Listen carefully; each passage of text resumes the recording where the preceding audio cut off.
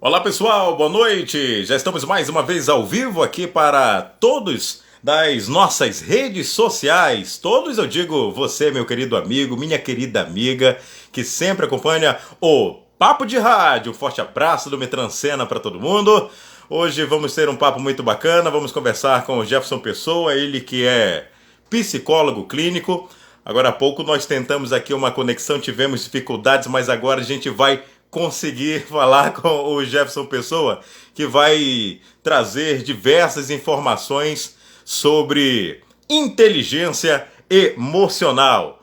Nosso querido Jefferson Pessoa já está por aqui, inclusive, para conversar conosco nessa noite maravilhosa. Eu acredito que esse é um dos principais temas que nós poderíamos ter pensado e aceitado, inclusive, como sugestão. É só aceitar aí, Jefferson. É só aceitar que eu já fiz aqui o pedido para que você entre na live comigo.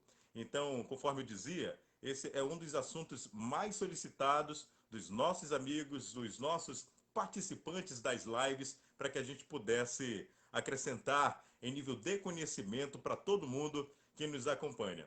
Bom, a conexão aqui está se estabelecendo. Enquanto isso, falar que o Jefferson Pessoa ele é formado pela Universidade Federal do Ceará. Universidade Federal do Ceará.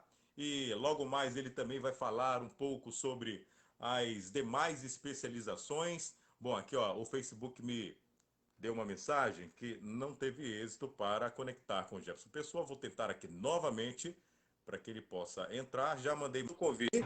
Agora sim, pronto! Já estamos conectados. Deus seja louvado. Talvez deu certo, né? Jefferson Tava Pessoa. com Ó, quem nos problema. vê aqui agora não sabe que antes da live a gente estava aqui tentando ajustar, aí dava um probleminha aqui, dava um probleminha ali, e acredito que faz até parte já de uma espécie de pré-treinamento. É, porque a gente precisa Sim, ter sim. inteligência emocional para a gente saber lidar com diversas situações. Jefferson, eu vou fechar um pouquinho mais a boca e quero que você se apresente. Boa noite, meu querido. Seja bem-vindo ao Papo de Rádio. Boa noite, Metran. Cara, muito obrigado pelo convite, tá? Boa noite, pessoal que já está aí na live. Você fez uma ótima introdução, né? Mas eu sou o Jefferson Pessoa, sou psicólogo clínico. Eu sou, na verdade, do Ceará, né, de Fortaleza, mas eu estou aqui em Belém, Pará, já faz uns 2 anos, por conta da ocasião do meu mestrado, né, em teoria e pesquisa do comportamento. Aham. E na clínica eu trabalho principalmente com a questão da temática da regulação emocional, né? A gente vai entender um pouquinho mais o que é que tem a ver regulação emocional com inteligência emocional, são a mesma coisa ou não, mas é um tema que desde cedo me despertou muito interesse, né? Por conta de diversos transtornos psiquiátricos que têm várias, né, demandas relacionadas à desregulação emocional, à dificuldade, Uhum. né, de regular essas emoções. E é isso, gostei muito, né, do seu convite, conheci o Papo de Rádio, adorei o Papo de Rádio, e vai ser uma honra estar contribuindo aqui com essa live. Certo, eu só estou olhando aqui para o lado porque eu já estou com a minha cola. A minha cola aqui ao lado é um outro monitor onde a gente vai, inclusive, interagir com os comentários das pessoas Sim, que sim. vão participar. Você já pode até mesmo mandar a sua pergunta. Essa live é uma das mais importantes que nós poderíamos estar realizando dentro do Papo de Rádio. Porque eu falava, Jefferson, inclusive no meu programa de rádio na Metropolitana FM hoje, de meio-dia, 1 hora da tarde, sempre quando eu estou por lá, na 94,3 FM, eu dizia que a inteligência emocional, por mais que muitas pessoas pensem que tem uma ligação assim extremamente íntima com a questão das relações amorosas, bom, está um pouco equivocado no meu ponto de vista, me corrija se eu estiver errado, mas a inteligência emocional ela é muito mais ampla. Ela tem a ver com o ambiente de trabalho, ela tem a ver com o dia a dia, tem a ver com as coisas que acontecem dentro de casa. E, bom, como o tema é a inteligência emocional em meio à pandemia, tem dado para ter inteligência emocional nesses tempos que a gente tem vivido, meu querido Jefferson Pessoa, psicólogo clínico? Pronto. Você tocou num ponto muito importante, né? Inteligência emocional não é só um termo ou uma situação que se aplica realmente a relacionamentos amorosos. A inteligência emocional, eu gosto de pensar que é, na verdade, um conjunto de habilidades, né, que todo ser humano pode desenvolver durante a vida. Isso vai depender muito dos contextos de vida na qual esse indivíduo foi exposto, né? Criação dos pais, mesmo a própria cultura na qual você está inserido, religião, tudo que for fundamentalmente humano pode, de fato, interferir na sua habilidade de regular emoções, né? E, por consequência, isso aumenta ou diminui o que a gente vai chamar de inteligência. Jefferson, acredito que travou aqui o sinal do De um Jefferson. Não sei contexto se é de só para pandemia, mim. não é uma Não sei se... sociedade que entende muito Aqui, bem certos voltou. fundamentos. Opa, Voltou, Jefferson. Para mim tinha travado voltou. aqui, mas voltou. Tá tudo ok Tá, agora. ok. Você escutou até onde? Bom, você estava falando sobre a questão do que envolve a inteligência emocional, questões familiares, enfim, questões culturais. Então, assim, fundamentalmente tudo que atravessa a sua vida, né, enquanto você se desenvolve, pode afetar esse curso desse desenvolvimento dessa inteligência emocional. Só que em tempos de pandemia a coisa fica um pouquinho mais é, complicada, né, digamos assim, porque imagina a seguinte situação. A gente já vive numa sociedade, num mundo em que pouquíssimo se sabe sobre o que são emoções, como fazer uma educação emocional de verdade. Por exemplo, se eu perguntar para a maioria das pessoas não vai saber quais são as 7 emoções básicas, né? E existem Uhum. muitas outras, existem várias particularidades dessas emoções, e fora de um contexto de pandemia já é difícil você ter um bom conjunto de habilidades de regulação emocional. Na pandemia as coisas ficam um pouco mais complicadas ainda, porque muitas dessas estratégias que a gente usa, a gente aprende em interações sociais, né? No cara a cara ali com as pessoas. E essa questão do distanciamento social, esse isolamento, a quarentena, prejudica isso, né? Além de esse isolamento também promover uma série de outras questões, como ansiedade, como humor mais deprimido, o que também dificulta você ter boas habilidades de regulação emocional. Então, assim, esse momento que a gente está vivendo hoje, muitos psicólogos estão vendo como, não só os psicólogos, né, todos os profissionais, todo mundo, né, mas especificamente para a psicologia, é um período muito atípico no sentido de que é extraordinariamente novo, né? Então, muitos psicólogos estão pesquisando e descobrindo e fazendo muitos testes agora sobre o que significa ter inteligência emocional na pandemia. Bom, a questão da pandemia, sem dúvidas, mexeu com mas muitas realidades. Eu acredito que ter inteligência emocional não está exclusivamente para pessoas que têm mais acesso à informação, por exemplo. Eu acredito que mesmo você tendo Uhum. acesso à informação, você por vezes acaba, bom, Sim. deslizando um pouco e acabando perdendo o eixo. Mas a gente também compreende, nós compreendemos que para cada pessoa existe uma análise. Também me corrija se eu estiver errado. Mas como é que a gente pode tentar Uhum. entender num contexto maior, principalmente com a audiência que a gente está tendo agora, de pessoas que, bom, sem dúvida são distintas, são diferentes umas das outras, mas que de uma forma, como se fosse uma dica, essas pessoas elas pudessem absorver e passar a encarar melhor essas dificuldades que a gente tem tido atualmente.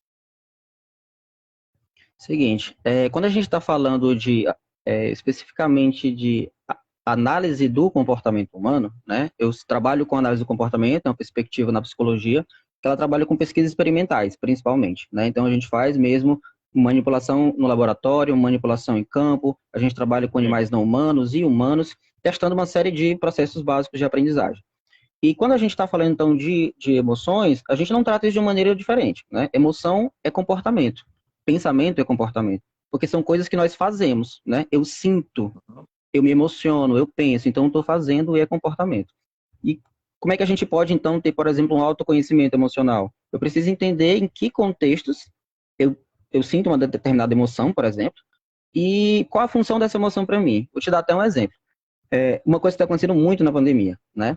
Você está em Hum, casa, muita gente estressada, muita gente ansiosa, muita gente com humor mais deprimido, e aí vem aquela fome, né? Aquela, você vai e come, você pede uma pizza, você pede um hambúrguer, você come uma coisa com alto teor calórico, e você se sente um sim. pouco mais satisfeito, né? Mais tranquilo, né? Até aquela ansiedade dá até uma baixada às vezes.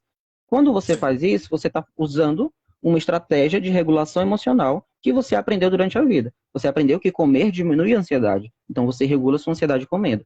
Claro que isso é automaticamente assim, hábito, né? É cotidiano, a gente não fica pensando sobre isso. Mas quando a gente consegue observar os contextos, né? O contexto que eu sinto fome, sei lá, pode ser eu estou muito tempo no trabalho durante o dia e fico estressado, meu filho fez alguma coisa em casa e eu fiquei ansiosa, várias outras coisas, né? Você consegue identificar os contextos, então para cada pessoa isso vai ser diferente, né? Porque cada pessoa se importa e tem uma história diferente. a gente entender a emoção e a gente entender a função daquilo. Então, nesse caso, eu posso estar ansioso porque estou trabalhando demais, eu posso, Uhum. então, emitir esse comportamento de comer para regular essa emoção, vai ser isso, sim.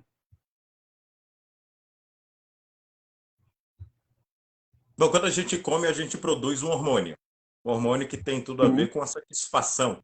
Mas até que ponto a gente pode, então, fazer uma separação dessa questão do que de fato vai gerar um efeito, é como se fosse um efeito físico da minha ação, ou uhum, seja, a minha ação de comer vai gerar um efeito de geração, de produção de hormônios. uhum. Mas, bom, fora essa questão, o que que a gente poderia fazer para fugir um pouco mais desses hábitos que podem até ter um pouco mais nocivos, inclusive para a saúde, pessoas que comem demais passam a, inclusive, perder o controle dessa situação e gerando outros malefícios que, bom, agregados com esses que a gente passa a ter, que envolvem, inclusive, ansiedade, depressão, entre outras coisas, como é que a gente pode minimizar isso?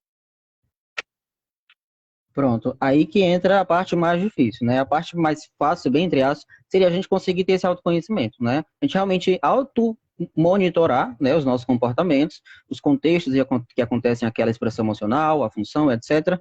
Só que, como você falou, existe um risco aí, né? Que, por exemplo, se eu usar só essa estratégia para regular emoções, eles têm várias, né? Mas se eu usar só Uhum, essa, eu posso desenvolver uma compulsão alimentar, por exemplo. Eu posso começar a comer exato. e aí meu corpo entende que se eu estou ansioso, eu como resolvendo, e cada vez isso vai se tornar mais hábito, né? Quanto mais eu faço, Uhum, mais eu reforço essa atitude. Então, o que, é que seria interessante? O interessante é realmente a gente variar essas estratégias de regulação emocional, né? Imagina como se fosse uma casa. Uma casa não se sustenta só com uma coluna, né? Se eu usar uhum, só aquela coluna, ela vai quebrar. Agora eu preciso ter várias colunas, eu preciso ter várias estratégias de regulação emocional. E tem várias formas que a gente pode fazer isso de uma maneira mais saudável. A gente pode, por exemplo, produzir naturalmente esses hormônios no corpo com atividades que vão ter um prejuízo muito menor para o nosso corpo. Uma das estratégias, por exemplo, é uma estratégia que eu mesmo uso, né, na minha vida pessoal e no meu consultório, que é a meditação da atenção plena, né? A que meditação da seria? atenção plena é basicamente você, assim, muitas pessoas pensam que meditar é esvaziar a mente, né? Mas não é isso. A meditação da atenção plena, ela, na verdade, é um treino de observação, né? Que uma das consequências pode ser esvaziar a mente, né? Mas qual é o objetivo? Como assim observação? É observar o que está acontecendo no meu corpo, por exemplo. Eu posso, não sei se você já percebeu, né? Mas eu percebo isso muito. Se eu ficar muito tempo sentado, né, e não esticar o corpo, etc., eu sinto muita tensão aqui, né, Uhum, nos ombros também, e eu sinto na coluna muita dor, né? Só que para eu certo. perceber isso, eu tive que observar meu corpo, porque tem gente que não percebe isso. A gente anda, a gente faz várias coisas, a gente se locomove pela casa e a gente tem vários músculos que ficam tensionados, estressados, e isso transmite para o nosso cérebro aquela sensação de estresse, né? O corpo está tensionado. Então, por exemplo, eu posso me deitar e eu posso fechar os olhos, colocar uma música. Existem, inclusive, até algumas meditações que são guiadas. Posso até deixar a dica aqui para o pessoal de aplicativo, de canal no YouTube, que ensina isso bem bacana. Mas de maneira bem sucinta, a gente pode fazer o seguinte: a gente pode deitar ou pode sentar, ficar numa posição bem confortável, fechar os olhos, colocar uma música legal para você imergir e você vai observar mesmo. Observar as sensações corporais que eu estou tendo. Como é que é o contato do meu corpo com a cadeira? Como é que é o vento que está batendo aqui em mim? Como é que está a acústica das coisas, os sons longe, perto? E você entra nessa imersão e você começa a entender como se você estivesse mesmo observando uma coisa física e vendo essas propriedades dela, né? Então, por exemplo, eu posso observar que eu estou sentindo um aperto no estômago ou um embrulho e ao mesmo tempo uma tensão nos músculos e coração acelerado. Isso é ansiedade, entende? Cada emoção vai ter essas especificidades e quando eu consigo identificá-las, eu já vou ter uma resposta muito mais rápida para conseguir identificar o que está acontecendo e saber o que fazer. Mas a gente só Então, vai no caso, conseguir fazer isso. seria, no caso, não apenas a questão da identificação do problema, a gente vai identificar aqui o que está acontecendo, mas também, de fato, agir, fazer algo, mudar Sim, hábitos, seria isso. exatamente, exatamente. Porque é como se fosse assim. Imagina o seguinte, né? A gente tem aqui um contexto, né, que acontece, e a gente tem aqui esse comportamento que resolve, que tem que dar uma função para isso, né? Ansiedade e comer. Então, se eu continuar fazendo isso, essa relação ela vai continuar forte, né? Então, para eu adotar uma estratégia alternativa, é realmente eu fazer algo, né, diferente de comer, como, por exemplo, eu perceber que estou ansioso, então eu posso entrar numa sessão de meditação de atenção plena e regular essa ansiedade, observar essa ansiedade. E essa ansiedade, ela vai embora naturalmente, sem que a gente precise fazer alguma coisa. Porque a gente tem muito esse hábito de lutar contra as emoções, né? Emoções mais negativas. E Uhum. quanto mais a gente luta, mais ela vai permanecendo.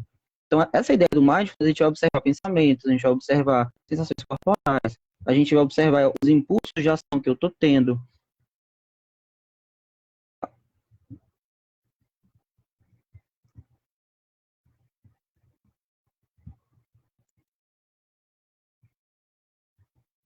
Oi,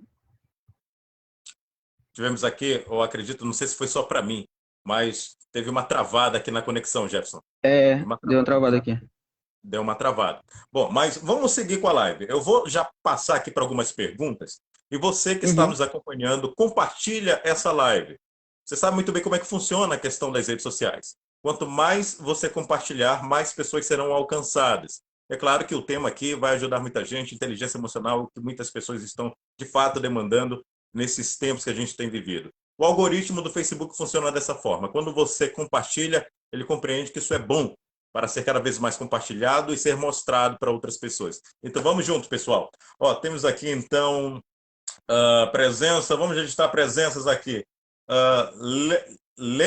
Leonice Aires está desejando boa noite. A Larissa Cristina também boa Boa noite. noite. Jainara Cravo também presente por aqui. O Márcio Ferreira Batista, a Jéssica Cristine também está conosco, o Celson Cleito, dizendo, manda um abraço aí para mim, um abraço, Celso, para você.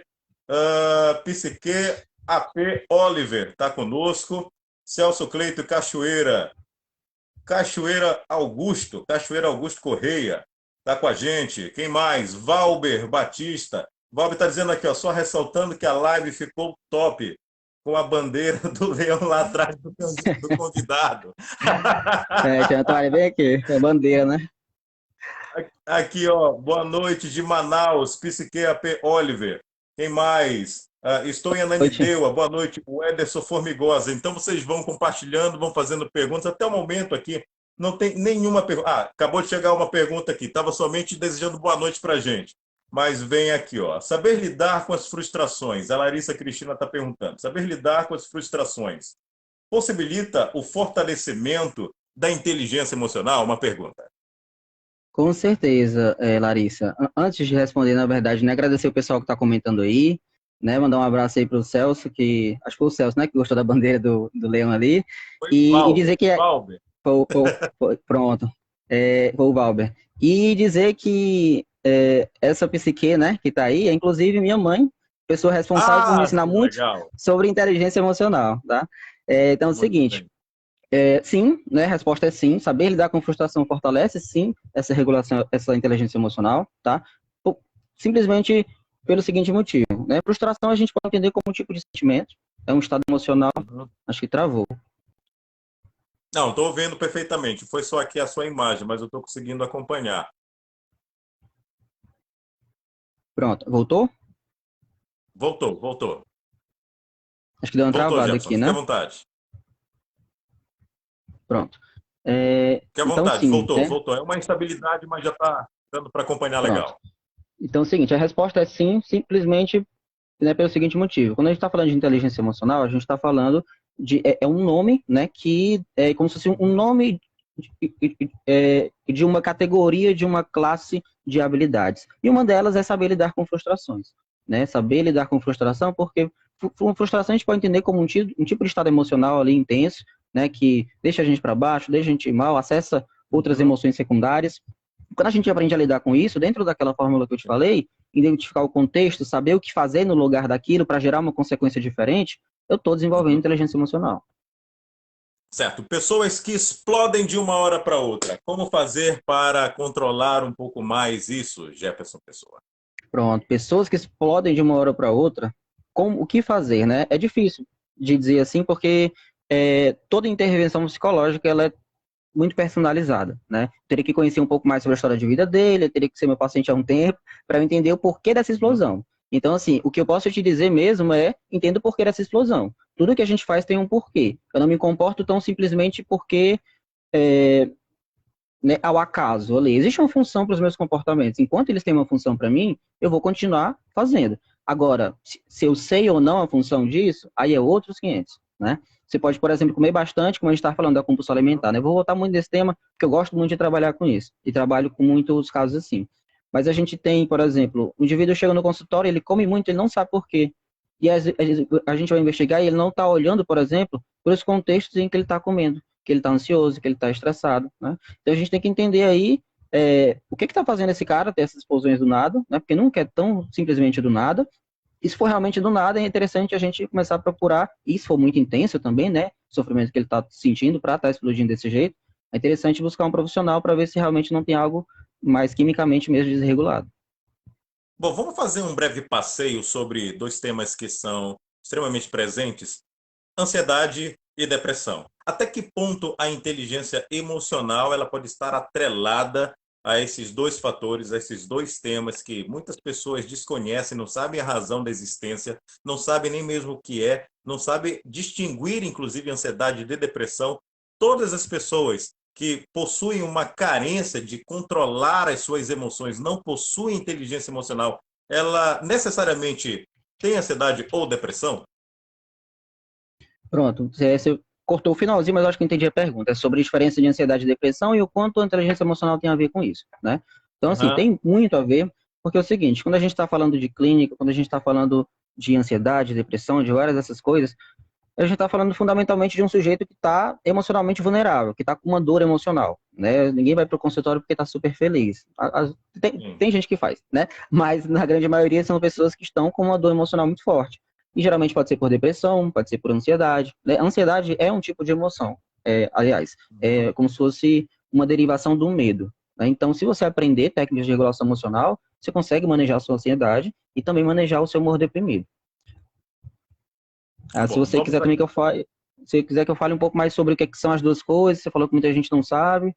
Na verdade, tem uma pergunta aqui, eu já ia para ela, mas como você sugeriu, fique à vontade, até melhor mesmo, porque a questão da ansiedade e depressão das pessoas, elas não têm assim uma profundidade de Pronto, conhecimento sobre o que fato pronto.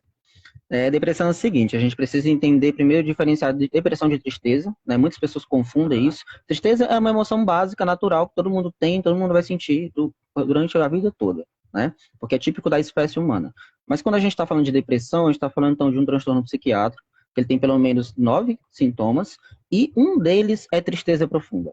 Então, assim, quando eu Uhum. confundo, né, depressão com tristeza profunda, eu estou reduzindo muito assim, o transtorno. Porque além de tristeza profunda, você precisa ter perda de interesse nas atividades que você tinha, perda de prazer, às vezes tem perda de libido, às vezes tem alteração no apetite, muita fome, pouca fome, alteração no sono, dores musculares, pensamentos, né, pensamentos mais negativos. Então você tem uma série de sintomas que giram em torno de um humor mais deprimido. E aí o indivíduo fica mais desmotivado, né? Você está conseguindo me ouvir? Porque está travando um pouco a imagem. Fique à vontade, está voltando, voltou Ah, agora perfeitamente.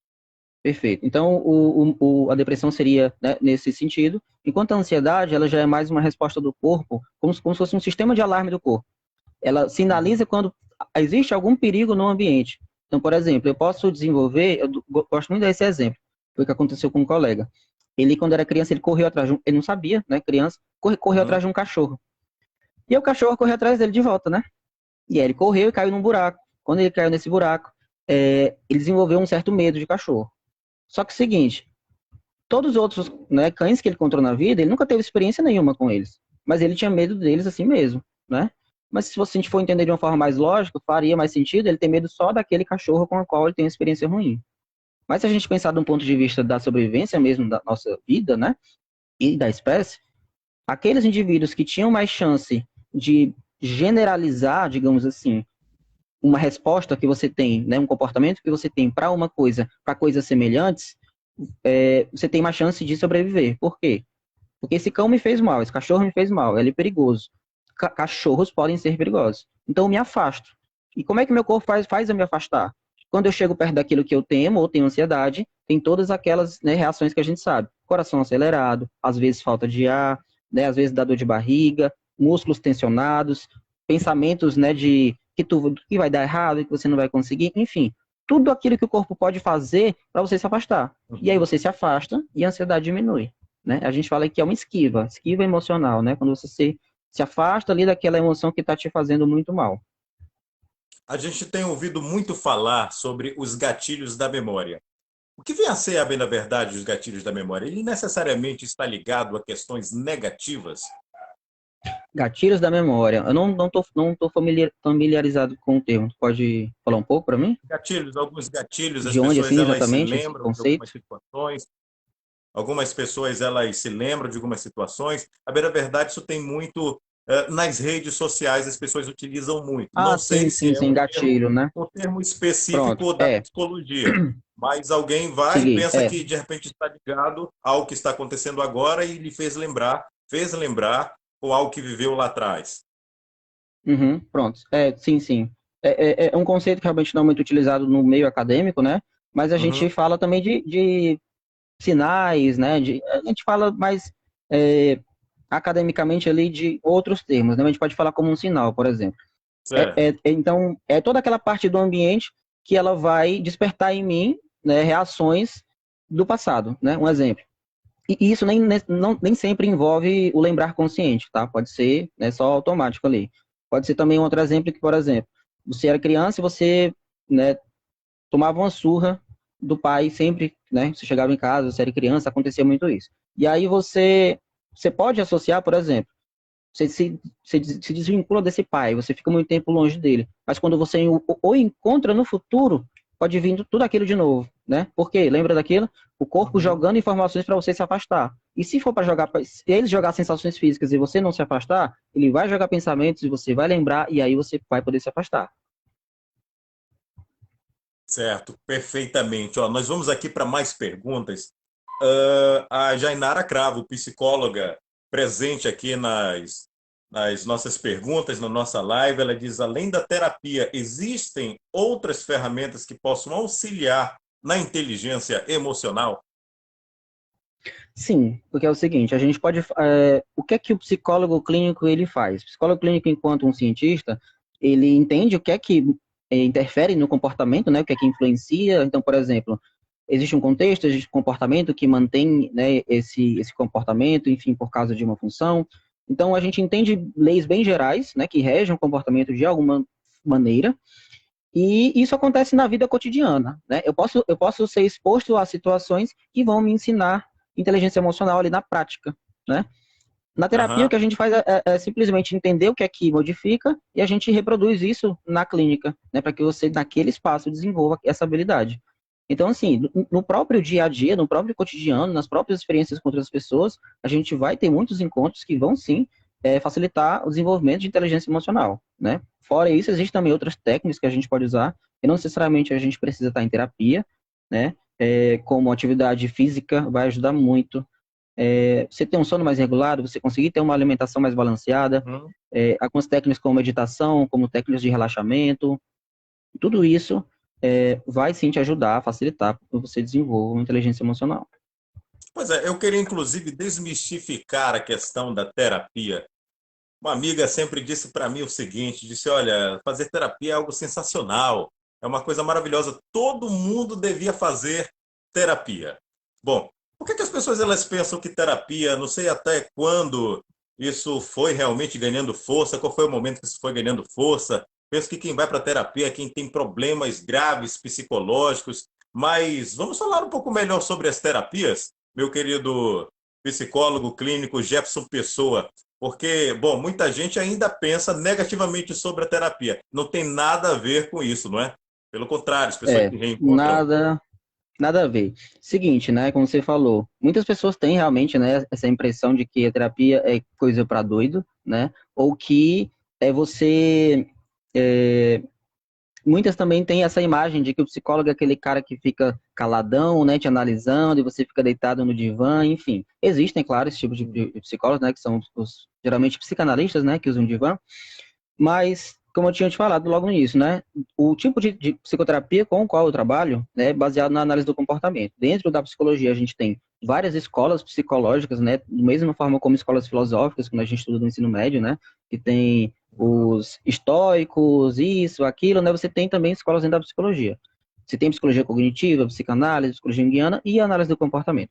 Na análise do comportamento, o que a gente vai pensar é o seguinte, essa lógica de comportamentos mesmo, né? O comportamento é tudo aquilo que eu faço que interage com o meio ambiente. E pode ser um ambiente social também, pode ser pessoas, né? Então, esses contextos, esses comportamentos que eu faço, essas funções, tudo isso é o psicólogo tentando entender essas relações, né? Do que você faz, como isso modifica o ambiente, como isso produz a consequência e como isso afeta você.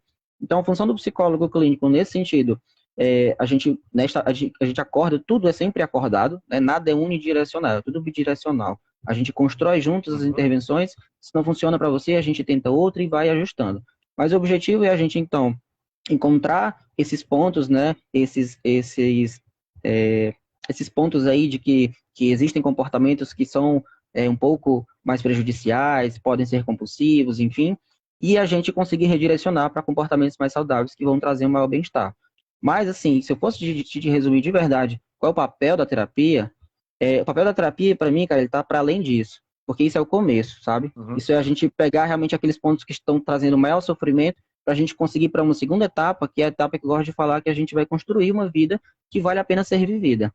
E a gente realmente encontrar os pontos que eu quero melhorar, construção de novas habilidades, habilidades de regulação emocional, habilidades outras, né, que envolvem aspectos não emocionais também, e conseguir, né, a gente sair de um ponto em que a gente está e chegar num outro estágio da vida com novas habilidades e mesmo conquistas.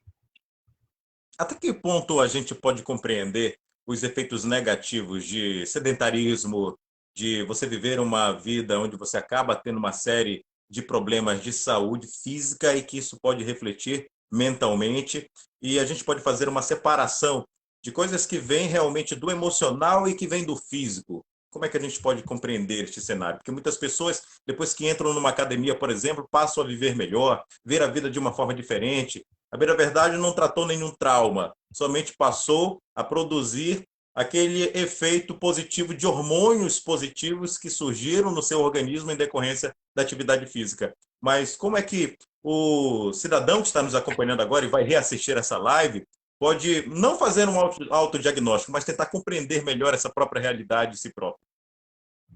Tá, você está falando sobre atividade física, né? E o quanto a gente pode entender essas coisas em termos de separação do físico ou o emocional, Exatamente. né?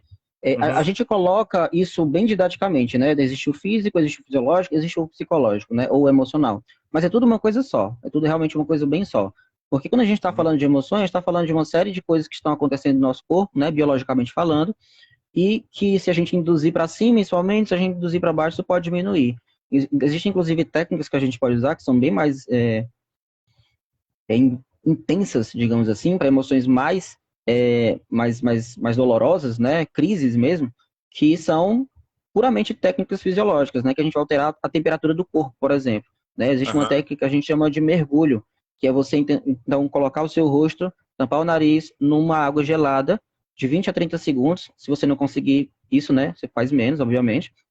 Uhum. Mas a ideia é que você consiga, com isso, diminuir aquela excitação emocional que você está tendo, alterando a temperatura corporal. Então, é uma coisa que está muito. É muito uma coisa só. São vários níveis, na verdade, né? E quando a gente está falando de Uhum. emoção, envolve linguagem corporal, envolve expressão facial, envolve pensamento, envolve comportamento público, privado. Então, envolve. É todo um grande sistema complexo, né? Se a gente conseguir mudar algumas coisinhas, a gente ajusta outras também, ou modifica, ou altera, ou complica, enfim. E sobre o efeito do sedentarismo especificamente, né? O sedentarismo ele é altamente viciante.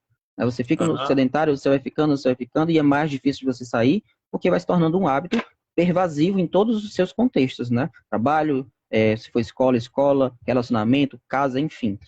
Mas porque algumas pessoas se sentem mais energizadas, né, e mudam a vida quando entram para a academia. Eu posso te dar um exemplo muito simples, por exemplo, né, só para Sim. ilustrar como isso pode acontecer. Imagina o seguinte, eu sou um cara sedentário, eu passo o tempo todo em casa, e aí, né, por conta desse estilo de vida sedentário, você vai ficar mais deprimido, você fica mais lentificado, você fica né, com pensamentos mais negativos. Mas se eu for para academia e começar a malhar, entrar realmente no ritmo que eu começo a produzir endorfina, serotonina, todos esses neurotransmissores relacionados com bem-estar, prazer e felicidade, essa energia ela não vai ficar só no treino, ela vai ser jogada para outros contextos também. Eu vou ficar energizado, né? Eu vou estar com esses hormônios produzidos no corpo. E as dificuldades que eu tinha na minha vida sedentária, por exemplo, de, sei lá, sair de casa e ir para um show, ir para um baile, ir para uma coisa, eu já vou ter um pouco de facilidade, eu vou ter uma motivação a mais, porque eu estou mais energizado. Então, o efeito que a academia ela tem no seu organismo, né, atividade física de maneira geral, né, você vai produzir essas coisas, você vai ficar mais motivado, e essa motivação vai te direcionar para situações e contextos que você vai produzir consequências positivas, você vai conhecer novas coisas, desenvolver novas habilidades, e aí você tem a vida completamente modificada. A partir daí muda tudo. Vamos então aqui para mais perguntas. A Paula Bittencourt, ela diz o seguinte: como posso controlar a ansiedade e a gastrite nervosa com um trabalho extremamente estressante que é o meu? Ela não disse qual é o trabalho, mas disse que é Uhum. bastante estressante. Paula, não sei se você conseguiu chegar no horário que eu estava falando sobre isso, mas assim, é bem difícil, né, eu dar essas dicas mais contundentes, assim, digamos, né, mais específicas, porque como eu trabalho com análise de comportamento, e eu comentei, né, a gente precisa muito entender os históricos da vida da pessoa, para entender por que Uhum, que ela faz aquilo. Porque, por exemplo, eu posso ter o mesmo comportamento que ela, sei lá, comer compulsivamente, mas os contextos que promoveram esse comportamento para mim, para ela, podem ser completamente diferentes. Então a intervenção vai ser diferente, tá? Mas uhum. assim, né, com ansiedade, gastrite nervosa, você precisa entender de onde vem essa ansiedade, né? Porque imagino que seja pelo estresse do trabalho, mas assim, mas a gente precisa identificar especificamente o quê? O que que do trabalho que está dando estresse? Se a gente puder manipular isso para, né, alterar o efeito que vai ter em mim, é uma possibilidade. Mas assim, existem várias possibilidades. A gente só vai realmente saber se a gente conseguir entender o porquê da ansiedade e o porquê dessa gastrite nervosa. Perfeito. Vamos para mais uma pergunta. É uma pergunta bastante em aberto. A Valéria Batista disse: como controlar a ansiedade? Pronto.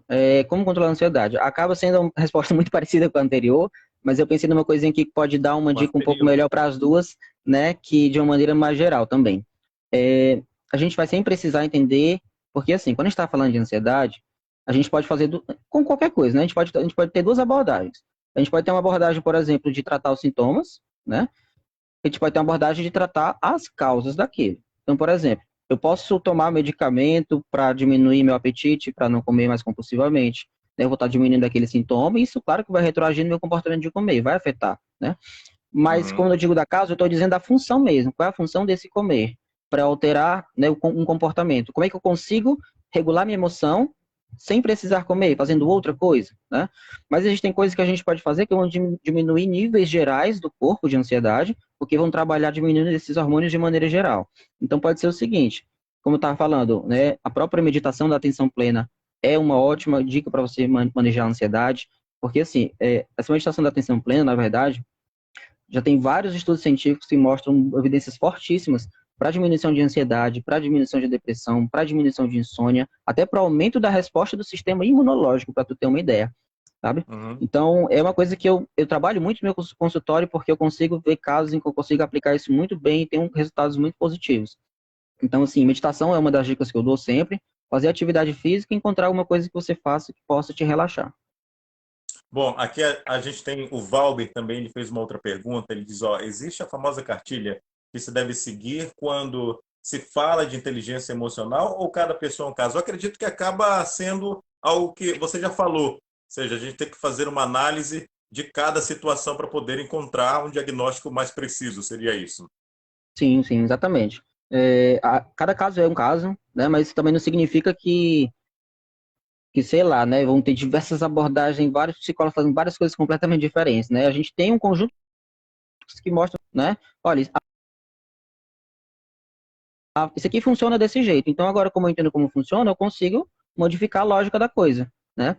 Então, a gente se baseia em vários estudos, né, para isso, mas não tem, assim, um protocolo certinho, um passo a passo, uma coisa. A gente tem uns princípios bem gerais que a gente tem que usar isso como ferramenta para aplicar na vida pessoal daquela pessoa. Eu acredito que o Valber ele quis dizer é mais porque, por exemplo, o cidadão, sendo ou não da área da psicologia, ele pensa, eu vou ouvir uma música para ver se eu relaxo, eu vou fazer uma atividade física para ver se eu melhoro o meu humor, esse tipo de coisa. De repente, existem coisas ali mais pontuais que pode acabar servindo de uma forma um pouco mais generalizada. Não sei se eu interpretei muito bem a pergunta do Valber. É, Seria essa a questão? assim, essas coisas de maneira mais geral, né? Cai também naquilo que eu já estava falando anteriormente, né? Meditação, estratégia de relaxamento, todas essas coisas, elas vão sim ajudar, mas é aquela coisa também. Cada caso também é um caso, né? Então, tem todo mundo também vai se dar com atividade física, nem todo mundo vai se dar bem com meditação. A gente precisa realmente entender o que funciona para aquela pessoa. Bom, continuar pedindo para as pessoas compartilharem, até mesmo porque no final dessa live a gente obviamente vai salvar a live, vai ficar para que todas as demais pessoas possam acompanhar na página do Papo de Rádio. O Jefferson Pessoa que nos atendeu muito gentilmente para estar aqui respondendo essas perguntas, um dos mais requisitados psicólogos clínicos de Belém do Pará, competentíssimo, entende realmente muito bem do assunto, na verdade, não só da inteligência emocional, mas de tantos outros que envolvem a psicologia. Tem mais mensagens chegando aqui. A Rai Rafaela está presente conosco. O Valber somente confirmou, na verdade, a interpretação da pergunta. Quem mais está por aqui? A Carla Patrícia, dizendo muito interessante, assunto produtivo. Quem mais está presente na live?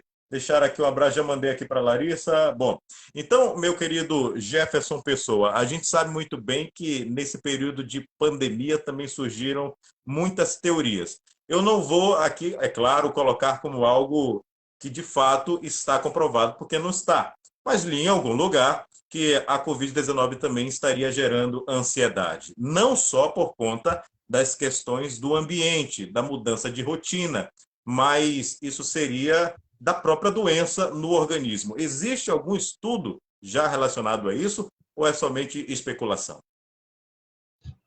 Assim, o que eu conheço de dado realmente, né, científico sobre isso, é o efeito do próprio isolamento, né, realmente no humor deprimido e na ansiedade, porque quando a gente acaba sendo privado de contextos em que você gera emoções positivas, por exemplo, né, escola, trabalho, etc., a gente faz porque, né, envolve uma obrigação, mas envolve também algum aspecto prazeroso, né, a gente não estava por ali, né, salvo algumas ocasiões especiais, né. Mas quando a gente está privado assim, né, de uma maneira muito abrangente, multiplamente, de vários contextos que geram emoções positivas, esse corpo vai sentir. Então, esse corpo vai ficar um pouco mais deprimido e ele pode gerar uma ansiedade. Agora, dados especificamente sobre a Covid, sobre esse aspecto, né, emocional, eu já ouvi também falar, mas eu confesso que não peguei ainda esses artigos para ler. Bom, a questão da ansiedade e depressão, acredito que a gente pode, inclusive, fazer mais uma pergunta em cima disso. Ela tem um momento da vida para surgir ou não? Não, não. Isso pode acontecer com criança, isso pode acontecer com idoso, adolescente, adulto. Realmente é uma coisa que não dá para você prever assim. Mas, assim, existem é, alguns indícios, né, que a gente pode ter, por exemplo, de que em algumas populações isso é mais difícil, né, de acontecer. Então, a gente acaba Uhum. vendo que público infantil, né, sofre um pouco menos de depressão, apesar de sofrer mais de ansiedade também. Então, isso, assim, é algo que pode vir desde o início até o final da vida mesmo. Uma vez com ansiedade e depressão, é algo que precisa ser sempre tratado. Aquela história. Bom, eu consegui vencer hoje e nunca mais vou precisar passar por nenhum tipo de tratamento. Ou, bom, pelo resto da vida a pessoa vai ter que tratar disso. Isso também é algo que varia da gravidade, né? Da gravidade, do quanto você sofreu com aquilo, do quanto você passou por aquilo, né? Quanto mais tempo você fica, mais difícil é realmente de curar ou de se recuperar. Mas existem casos, né, que você realmente se cura da depressão, né? Consegue manejar bem a ansiedade, isso não te atrapalha mais. Existem casos em que você só vai regulando, você aprende a lidar, né? Então você vai lidando, vai regulando e você convive com isso. E casos que são bem mais crônicos mesmo, cronificados, né? Que a gente fala que é uma depressão refratária, por exemplo. Passou por muitos atendimentos, tomou muitas medicações, não foi responsivo a elas, né? Isso acontece. E a gente tem que encontrar para esse indivíduo, então, uma outra forma para ele conseguir viver uma vida mais funcional. Bom, em relação à inteligência emocional, alguns problemas que a gente enfrenta no dia a dia. somente fechar a porta, sair, fechar a porta e deixar para trás consegue resolver? Ou a gente precisa, de fato, enfrentar os problemas de frente? Desculpa, eu não consegui te escutar agora. Deu uma falha Bom, na tua pergunta. inteligência emocional. Muitas pessoas pensam que para você fugir, ou melhor, para você resolver uma situação é só você sair, fechar a porta, deixar para Hum, trás os problemas. Ou você tem que enfrentar de frente para que você de fato consiga ter o melhor êxito nesse contexto. cara, aí eu vou jogar a pergunta pra ti e vou te responder depois. Mas o que é que tu acha que é o melhor fazer? Dependendo da situação, no meu ponto de vista, se estiver me fazendo muito, mas muito mal, é semelhante àquela história de eu estar sendo machucado aqui fisicamente. Eu vou tirar a mão. Então, daí, Uhum. o que a gente já espera de uma atitude, quando é o que está te sufocando, é você fugir um pouco mais daquilo. Depois, quando você tiver condições, melhores condições psicológicas, inclusive, você pode reavaliar e talvez se aproximar um pouco mais daquela situação para resolver de uma outra maneira, se isso for necessário. Bom, não sei se seria o melhor para outras pessoas, mas você me perguntou, Não, eu mas faria foi, isso. foi, foi, foi uma ótima resposta. Foi uma ótima resposta. Porque assim, quando a gente. Você deu um exemplo muito bom, que é você tá, alguém te machucando, você tira o braço, né? Ou então, sei lá, você tá passando na cozinha, encosta sem querer na panela quente, você puxa rápido no Aham, reflexo, né? A gente tem esse instinto de esquiva de coisas que nos fazem mal, tanto fisicamente quanto emocionalmente. Então, se a gente está sofrendo uma ansiedade, um humor deprimido, uma desregulação emocional ou outra, a gente vai ter esse ímpeto de, né, quero me distrair, quero pensar em outra coisa, quero sair daqui, quero fugir disso. É uma esquiva emocional. Esquiva emocional, a priori, não tem nada, não problema com ela. Mas existe um problema como, né, lembra lá do começo, né, que nós estávamos falando, quando você só tem uma estratégia de regulação emocional, ela se torna um uhum, problema aí. Porque ela é uma estratégia muito sedutora, porque ela é muito fácil, né? É bem entre aspas, né? É fácil assim porque é só você sair, né? Mas traz um custo emocional muito alto. Mas, por exemplo, imagina a seguinte situação. Eu, eu, eu sou uma pessoa que tenho muita vergonha de falar em público, né? Sinto muita ansiedade, etc. E uhum. aí, sei lá, me chamam para dar uma palestra, né? Isso aconteceu, viu? Isso já aconteceu comigo. Me chamam para dar uma Uhum. palestra, aí eu fico assim, aí não quero fazer, vou fazer. Aí você vai com aquela sensação de ansiedade, aí vai chegando, aí vai chegando. Aí Sim. quando chega, aí eu ligo, cara, aconteceu um problema, não vou poder ir. Eu esquivei, né? Agora o que é que vai Uhum. fazer? Meu corpo aprendeu que se eu estiver ansioso, eu posso desmarcar as coisas, eu posso não ir, eu posso só não fazer. E fica sedutor, e vai ficando mais e mais e mais e mais. E aí você perde a oportunidade, porque se você vai ficar usando isso, você vai afastar aquilo, né? Você perde a oportunidade de lidar com aquilo e destruir essa ansiedade, né? Destruir, estou fazendo um termo bem popular mesmo assim. Claro Uhum. que não é assim, né? Mas sim, diminuir, regular essa ansiedade.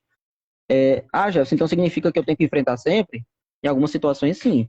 Mas, em situações em que é muito intenso, como você falou, aí sim, vale a pena a gente, né, dar um passo para trás e o que é que a gente pode fazer? A gente pode se expor com um pouco mais de cuidado. Eu vou te dar até um exemplo de uma coisa que eu já fiz, né, em outra situação, mas o que eu vi, o que eu tinha aprendido, no caso, tinha sido um psicólogo tratando fobia de palhaço, né? Que era assim, a lógica, ela tinha ansiedade de palhaço, né? Então ela tem que se expor à situação com palhaços até o corpo dela entender que não tem perigo, né? Da mesma forma que o meu colega fez com o cachorro.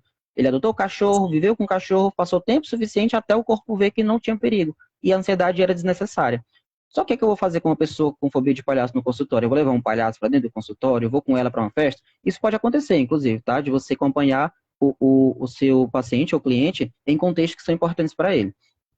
Mas como era tão intenso, né, o que, é que o psicólogo fez? Ele criou com ela uma escala que ia de, tipo, do 1, né, até o 10, do mais ansiogênico, do que causava mais ansiedade. Uhum. E eles construíram juntos mesmo buscando foto de palhaço, boneco de palhaço, costura de palhaço, e foi construindo, assim. Porque quando você tem fobia, cara, uma foto te causa muita ansiedade, né? Então, ele constrói isso com ela, ele, por exemplo, né, a gente tem aqui o número 1, que causa ansiedade. Eu vou colocar aqui, né, esse palhaço aqui na mesa. A gente vai ficar aqui na presença dele, né, a gente vai fazer juntos alguma estratégia de relaxamento para você ficar mais relaxado na presença dele. E a gente vai ficar aqui até o tempo suficiente para essa ansiedade diminuir. Quando Para essa ansiedade diminuir, enfrentar a o gente problema de retira. frente. Uhum. Porque quando é muito ansiogênico, então o que é que eu faço? Qual é a lógica? Se é muito ansiogênico, então vamos diminuir, vamos nos expor só uma parte, né? Se eu tenho vergonha de apresentar em público, vou apresentar para um, vou apresentar para dois e eu vou aumentando. Eu não preciso apresentar para um auditório inteiro, entende? Mas para você Aham. diminuir a ansiedade, manejar, o enfrentamento é essencial. Tem muitas pessoas, por exemplo, aqui, estudantes que estejam acompanhando a nossa live, que não conseguem apresentar um trabalho lá na frente da turma. Outras pessoas não conseguem falar o que precisam falar em uma relação amorosa. Aí fogem. Tem muitas pessoas que não conseguem, a bem na verdade, muitas e muitas e muitas outras situações. Então, seria uma tentativa por mais mínima, que seria a chave para tentar alterar tudo isso? Uma tentativa, ou seja, começar aos poucos, independente da situação, ou Uhum. esse contexto aí ele acaba sendo um pouco mais exclusivo? Assim, começar aos poucos então, inclusive na clínica isso tem até um nome, né, que a gente chama de dessensibilização sistemática. A gente vai sistematicamente dessensibilizando aquele organismo, né, para aquela sensibilidade emocional que ele tinha muito alta com a ansiedade. E isso funciona para várias situações. Então, por exemplo, já tratei casos assim de fagofobia, né, a pessoa tinha uma ansiedade, um medo de, uma fobia de engasgar e morrer, né, ficar com falta de ar. Então a gente vai, tá, o que que é mais fácil para você mastigar? E a gente vai manipulando todas essas variáveis, o que é mais fácil, o que é mais disponível, o que é que você gosta mais, para a gente conseguir construir o número um da escala perfeito para você se expor, que não vai ser nem mais nem menos, porque se for mais, você se expor a ela, você pode ficar frustrado e isso afeta a tua motivação na terapia. Então isso também tem que ter levado em consideração. Eu já Aham. tratei casos de fagofobia com isso, já tratei casos de ansiedade social com isso, todos os casos que a gente precise enfrentar uma emoção muito longa, desculpa, muito intensa, a gente pode utilizar disso, né? Mas assim, é uma ferramenta que requer que você faça até como profissional, porque como eu te disse, se você coloca uma meta de que você não vai conseguir, que não vai ser realista, isso vai afetar a tua motivação e vai comprometer o teu manejo da ansiedade. Perfeito. Bom, vamos para mais perguntas aqui. Daqui a pouquinho eu já vou liberar o, o Jefferson Pessoa, até mesmo porque senão a gente fica a noite toda aqui Ah, cara, mas nesse eu bate-papo. tô gostando muito, eu adoro falar disso, cara, eu adoro falar disso. É só uma Perfeito. oportunidade para eu falar. E nós estamos, sem dúvida, adorando tudo isso, até porque as Que suas bom, que respostas bom. elas são extremamente assertivas. Vamos aqui com a Pisque AP Oliver. É a Pisque AP Oliver, que é a sua Minha mãe, que você mãe, falou, não é? minha Ela mãe, está minha mãe, contribuindo conosco aqui, dizendo o seguinte: pergunta qual a relação da insônia com a inteligência emocional. Meu Deus do céu, mas que pergunta maravilhosa. A gente sabe muito bem que a insônia ela é muito presente na vida de muitas pessoas. E a gente, bom, vê gente mal-humorada, pessoas não desenvolvendo suas atividades, bom, com o aproveitamento que de fato poderiam ter, porque não dormiram à noite, passaram a noite em claro, ficaram aí vivendo aquela história de olhar para o relógio, virar para um lado, virar para o outro, com essa relação que a gente pode ter, meu querido Jefferson Pessoa. Uhum. Eu vou falar duas coisas, né? Primeiro, a primeira é que se eu sempre começo na clínica, eu sempre fico monitorando alguns parâmetros que eu acho muito importantes, sabe? Como está a alimentação, como está o sono, como está a sua movimentação, né? Atividade física, e se você toma algum medicamento, se você está tomando ele direitinho no horário. Porque se a gente Uhum. tiver com isso, pelo menos um ou, né, desses quatro desregulados, a gente tem um corpo que vai estar altamente desregulado ali, né? Sono atrapalha todas as suas funções fisiológicas, psicológicas, alimentação, medicamento, atividade física, enfim. Então, a gente pode ter, por exemplo, uma alteração no sono, que vai afetar a inteligência emocional, ou a gente pode ter, né, como é bidirecional, uma questão de inteligência emocional afetando o sono. Então, nesse caso, sim, existe uma relação, né? A gente precisa saber que tipo de relação é. Se é de insônia para inteligência emocional, se é de inteligência emocional para insônia, e, a depender do caso, a gente vai ter também estratégias diferenciadas para tratar, né? O que eu vou falar aqui é só um exemplo, então, de uma das possibilidades que pode ser, né? Eu posso estar muito ansioso e levar isso para a cama, levar essa ansiedade para a cama, né? Ficar pensando, ficar Uhum. ruminando, ficar preocupadíssimo com aquilo. Eu posso tentar fazer, né? Reservar, por exemplo, um horário do dia até para pegar um papel e caneta mesmo e fazer uma escrita terapêutica. Porque assim, quando a gente precisa resolver problemas, né? A gente não tem a cultura assim, quando a gente vai resolver uma prova, né? A gente se prepara, senta e faz a prova, Sim. né, resolve o problema. E quando a gente tem um problema para resolver, sei lá, no trabalho, preciso falar com aquele cara sobre aquilo. Você fica pensando naquilo, né? O dia todo, como é que eu Uhum. vou fazer, como é que eu vou resolver? Porque eu não dou para isso a devida atenção. Por que que eu não tinha um horário do meu dia, por exemplo, para sentar na cadeira mesmo e pensar aqui, prós e contras, pensar o que é que eu devo fazer, o que é que eu devo considerar. Porque quando eu faço isso, eu diminuo a necessidade da minha mente de estar pensando nisso durante o dia, né? Porque como é algo a se resolver, o que é que a mente faz? Ela pensa em resolver coisas. Então ela vai ficar pensando naquilo até você chegar perto de resolver, né? Se eu tirar um horário para Uhum. fazer isso, esses assaltos, né, de ansiedade que eu vou ter durante.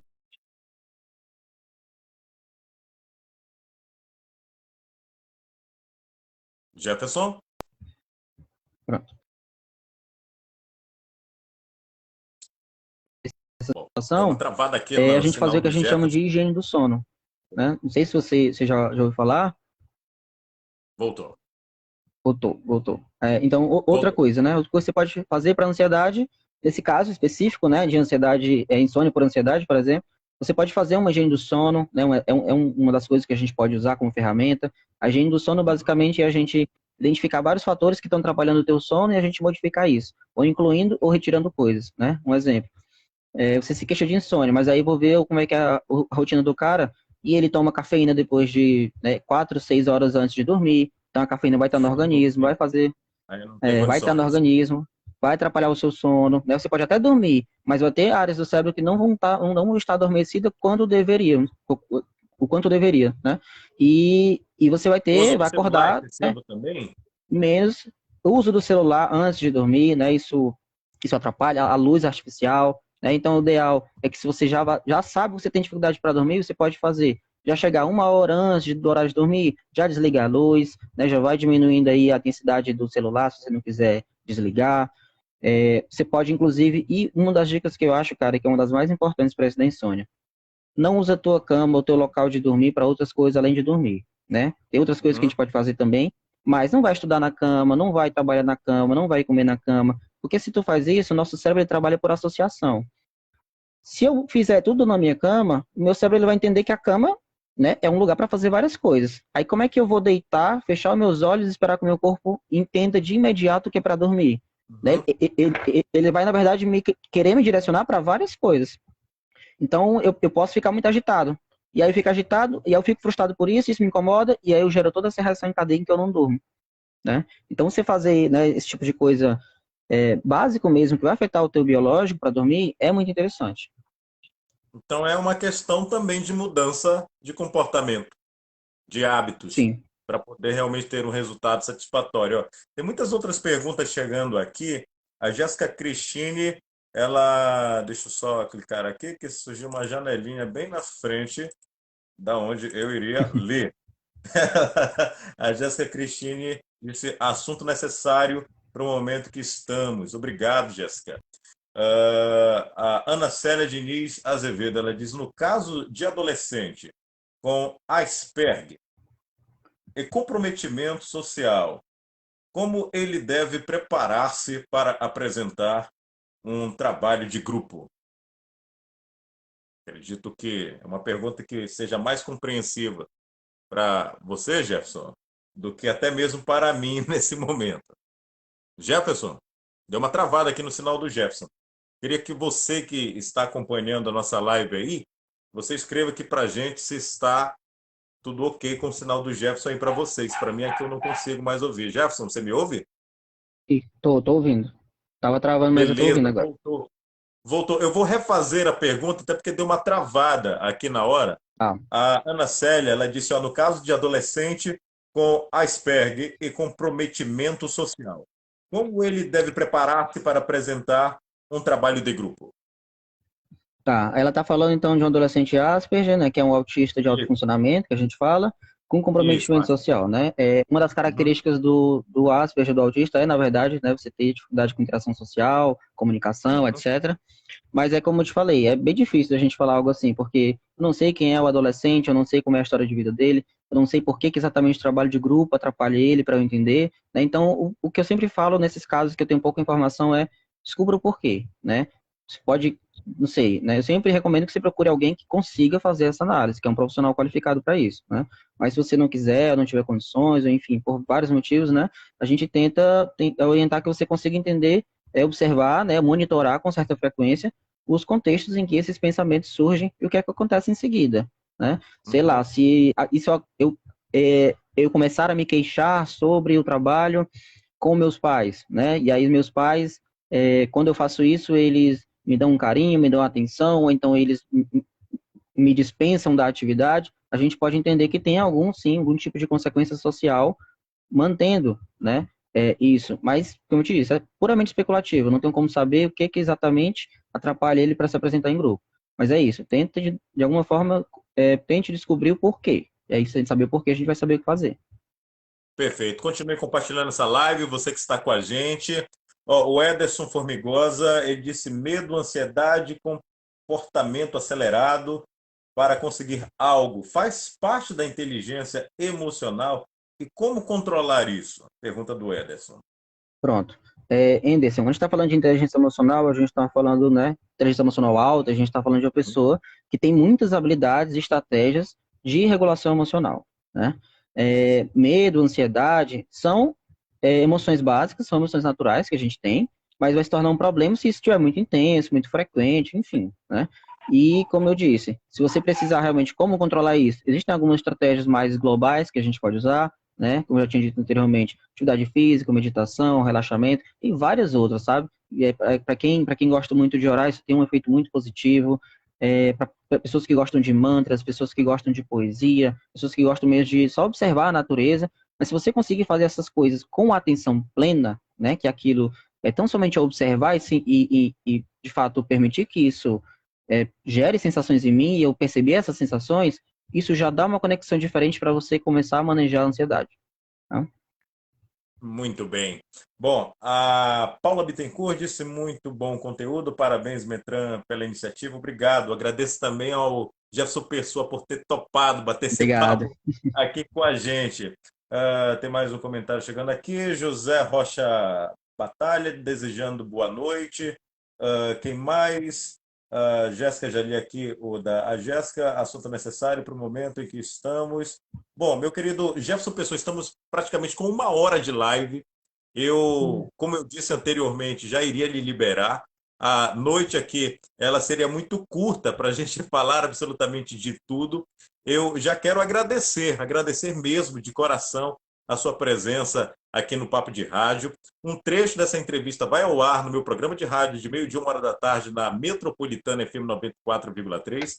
E quem esteve participando aqui, continue compartilhando, mande para os grupos de WhatsApp, mande para os conhecidos, porque, ó, durante essa 1 hora de live, a gente teve aqui muitas perguntas interessantíssimas, mas eu quero deixar agora você, Jefferson, à vontade para acrescentar o que você se sentir mais assim à vontade para falar nesse momento, não só pelas perguntas que foram feitas aqui, sobre a inteligência emocional em tempos de pandemia. Bom, por tudo que não foi falado, o que mais a gente ainda pode ouvir e tentar absorver? Eu gosto muito de pensar que a regulação emocional é uma das habilidades mais fundamentais que a gente pode ter, tanto para a gente se conhecer, para a gente ter um bem-estar, até para a gente se relacionar com os outros, sabe? Porque quando a gente se comunica, a gente pega muitas pistas, né, de emoções que o outro está sentindo e a gente consegue entender, consegue se conectar. Então, assim, eu gosto muito, né, de trabalhar com meditação, da atenção plena, como eu falei. Eu acho atividade física que é uma coisa que se precisa colocar ali na sua rotina, caso você esteja realmente com o humor mais desregulado, né? E esse investimento nessas habilidades de regulação emocional, nesse momento, é uma coisa, assim, muito fundamental, né? Vai ser fundamental para a gente enfrentar esse momento e vai ser fundamental quando a gente sair dele para a vida mesmo, né? Para além disso, Uhum. porque a gente vai ter Sim. ainda muitos empecilhos que vão gerar muita ansiedade e muitos outros emoções, né? Então, assim, de maneira bem geral, coisas que eu posso falar de antemão que a gente pode já começar a fazer nessa quarentena, a gente pode, então, voltar a se engajar em alguma atividade física, tentar balancear mesmo essa alimentação, né, com alimentos realmente que vão te dar um pouco mais de energia, sono, né, pelo menos esses três parâmetros, assim, eu acho que eles devem estar sempre bem afinadinhos, sabe? porque é o básico. Se a gente não fizer o básico, a gente não consegue fazer coisas mais complexas. Então vamos realmente focar no básico, que as coisas vão se organizando. Jefferson Pessoa, como é que faz para lhe encontrar, para se consultar, para ter um pouco mais de acesso às informações que você possa passar para as pessoas assim um pouco mais privativamente? Cara, eu tô colocando aqui no chat o meu perfil profissional no Aham. Instagram. Por lá Perfeito. eu compartilho meu material, que geralmente é sobre regulação emocional mesmo. E lá também tem Uhum. um linkzinho para caso você queira entrar em contato comigo, se precisar tirar dúvidas sobre valor de consulta, alguma coisa, tem lá um link que vai direto para o meu WhatsApp profissional também. Tranquilo. Lá tem número de telefone e tem tudo. Tem tudo, Perfeito. todas as Jefferson informações. Pessoa, muito obrigado. Mas que papo, hein? Papo de rádio é papo de tudo. Quando a gente fala aqui de inteligência emocional, acredito que a gente chega em muita gente. Obrigado por ter topado esse papo. A gente, como eu disse, ficaria aqui 10 horas falando, mas já estamos com praticamente 1 hora de live. Obrigado mesmo de coração por todos que abraçam esse projeto para chegar essas informações cada vez mais distantes e ajudar mais pessoas. Obrigado, meu querido Jefferson Pessoa. Cara, eu achei tua iniciativa fantástica, sabe? Eu gostei muito de conhecer o Papo de Rádio, senti muito honrado pelo seu convite, né? Já virei e vou continuar, né, como assíduo aqui no Papo de Rádio. E é Obrigado. isso, eu só queria mesmo te agradecer, né? Gostei muito de conhecer teu trabalho, gostei de te conhecer, achei que o nosso papo foi muito bacana. E obrigado para o pessoal que acompanhou até agora, né? Que mandou dúvidas, mandou perguntas. É isso que eu gosto, cara. Eu gosto de estar aqui. Eu acho que quando a gente aprende alguma coisa, eu acho que é muito importante a gente passar isso adiante, sabe? Porque quando a gente morrer, a gente não vai levar nada, né? Então, se eu aprendi alguma coisa, eu acho muito importante que eu consiga passar isso adiante. Aplausos ao Jefferson Pessoa. Essa entrevista vai ser colocada no YouTube, também no nosso querido perfil, porque, bom, a gente se encontra por lá, né, do Instagram, em todas as plataformas digitais do Papo de Rádio. Ó, aqui, só ler a última mensagem que acabou chegando por aqui. A P. Oliver disse: Ana Célia é de Fortaleza. Agradeço a participação, ótimas perguntas. Também aqui mais uma mensagem. Parabéns, parabéns, muitos parabéns. Gente, até a próxima. Valeu, Jefferson. Tchau, tchau aí, Valeu, pessoal. Boa tchau. noite.